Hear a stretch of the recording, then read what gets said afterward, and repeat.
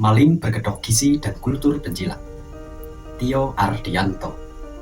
Hari ini saya sedang gelisah melihat kabar berita di negeri tercinta semakin hari semakin tidak baik-baik saja. Pernah gak sih lo merasa logika lo konslet ketika membaca berita di negeri kita? Banyak mahasiswa yang turun ke jalan untuk orasi, rela kepanasan, tidak dibayar, tidak digaji. Demi apa? Demi menyelamatkan triliunan pajak negara kita dari potensi korupsi program makan bergizi gratis. Tapi anehnya, yang sibuk diceramahi tentang sopan santun dan dilaporkan ke polisi adalah si mahasiswa. Dan yang menjadi parodi adalah yang memberi nasihat tentang sopan santun, yang memberi nasihat tentang etika adalah mantan narapidana kasus korupsi. Lucu bukan?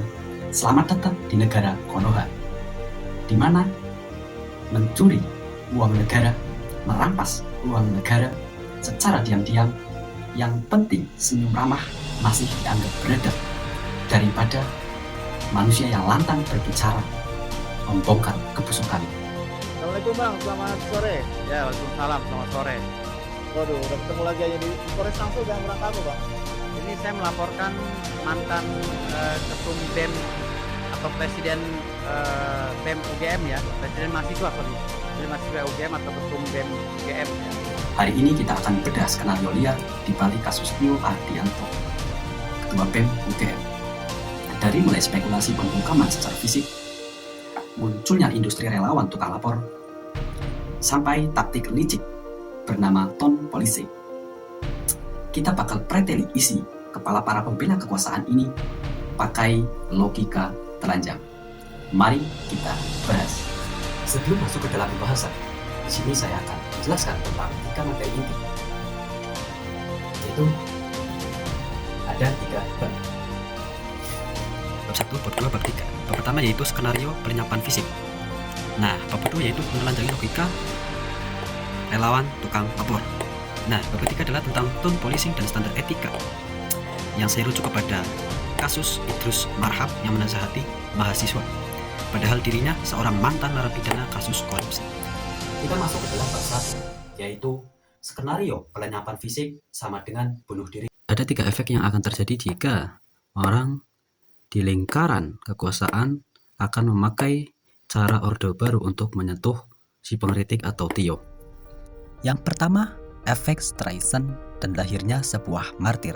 Yang kedua, bangkitnya solidaritas organik kampus. Yang ketiga, kita itu sudah masuk di era surveillance. Rakyat mengawasi negara. Yang pertama, efek Streisand dan lahirnya sebuah martir.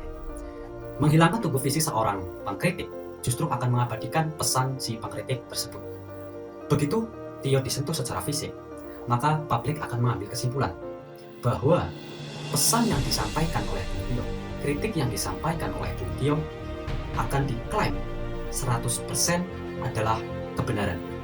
Nah, narasi kritik yang awalnya cuma dipahami oleh kalangan kampus akan otomatis divalidasi oleh semua kalangan. Efek yang kedua apa?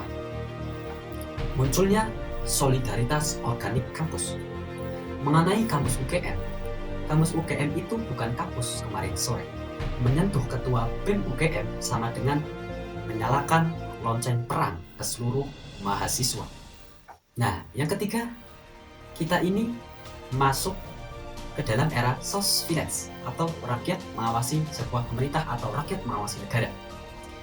Zaman sekarang, gak ada operasi rahasia yang mutlak aman. Mengapa? Netizen itu mempunyai kemampuan OSINT atau Open Source Intelligence yang sangat-sangat ngeri. Plat nomor palsu, CCTV jalanan, bahkan jejak digital bisa di-searching oleh netizen. Nah, ngeri banget bukan 3 efek tersebut jika benar-benar orang di dalam lingkaran kekuasaan tersebut menggunakan cara Orde Baru, maka benar-benar 3 efek tersebut akan terjadi. Kita masuk ke bab 2, menelanjangi logika relawan si tukang lapor. Di dalam bab 2 nanti saya akan bahas 1, muncul fenomena menarik, yaitu Firdaus Owibowo melaporkan Bung Tio. Yang kedua itu tentang program itu benda mati, MBG. Yang ketiga, tentang kritik jabatan vs hinaan personal. Yang keempat, fenomena SLAP atau strategi Slow-Agent Public Participation. Muncul fenomena menarik. Firdaus Owi Bowo. Beliau melaporkan Tio Ardianto dengan tuduhan memfitnah program pemerintah dan menghina kepala negara. Sekarang mari kita pukul rata argumen rongsokan seperti ini. Ada 3 yang akan kita bahas. Program pertama itu adalah benda mati. Makan bergizi gratis atau MBG itu kebijakan publik pakai duit pajak kita. Bukan manusia yang punya harga diri. Kalau protes kebijakan dibilang fitnah, besok ketika warga protes ada jalan berlubang, maka si warga akan dipenjara. Yang kedua adalah mengkritik jabatan vs hinaan personal. Presiden dan wakil presiden itu digaji oleh rakyat, digaji dengan pajak ganda. Nah, menyerang kapasitas kebijakan mereka dilindungi hukum. Bahkan MK sudah membatalkan pasal penghinaan presiden karena itu warisan kolonial yang sangat usang. Yang ketiga, fenomena flip atau strategi lawsuit against public participation, atau yaitu pamer bangga menjarain orang adalah ciri khas fasisme kelas teri. Ini taktik kotor buat neror mental pengkritik, karena mereka nggak punya kapasitas intelektual buat adu data atau adu argumen. Ini bukan bela negara, ini industri penjilat yang cari panggung demi jatah komisaris atau proyekan. Nah, beliau ini sering banget tayang ketika ada sebuah kasus-kasus besar. Dan ya tahu sendirilah beliau itu bagaimana. Kita masuk ke bab 3, yaitu tone policing atau tameng kritik dan standar ganda etika. Nanti di bab 3 saya akan menjelaskan 2 ini. Yang pertama itu pengalihan isu klasik, yang kedua adalah etika politik vs etiket pergaulan.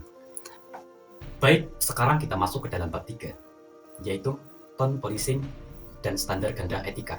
Di sini saya menyoroti beliau, Idrus Marham. Beliau ini mantan napi korupsi.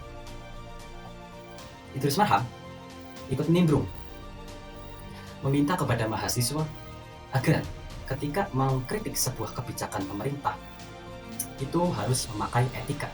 Pendapat yang dikeluarkan oleh beliau, Idrus Marham, itu dinamakan tone policing atau polisi nada bicara.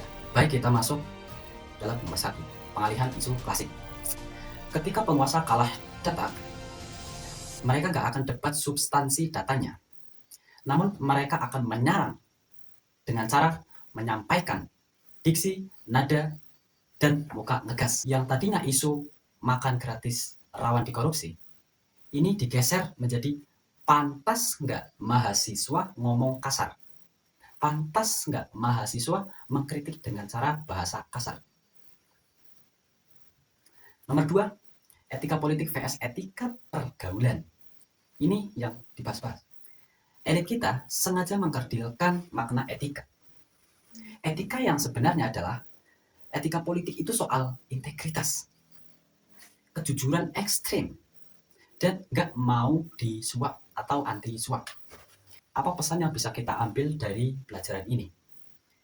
Kejahatan terbesar di era modern justru dilakukan oleh birokrat berdasi yang penampilannya wangi, bahasanya sopan, namun menghancurkan jutaan nasib orang miskin. Lewat apa? Lewat tanda tangan kebijakan korup. Baik, kira-kira begitu. Sebelum saya tutup, saya ingin menyampaikan sedikit pesan bahwa kekuasaan yang sehat itu nggak butuh relawan tukang lapor atau mantan napi korupsi untuk jadi bongser atau tameng kritikan. Kekuasaan yang sehat itu butuh mahasiswa yang bawel. Untuk apa? Ngasih kritikan, masukan. Jika kritikan dan saran dari mahasiswa saja dibungkam, maka pemerintahan ini akan dibawa kemana? Gimana menurut kalian? Apakah santun lebih penting daripada transparansi uang rakyat? Tulis pesan kalian di dalam kolom komentar. Terima kasih telah menonton.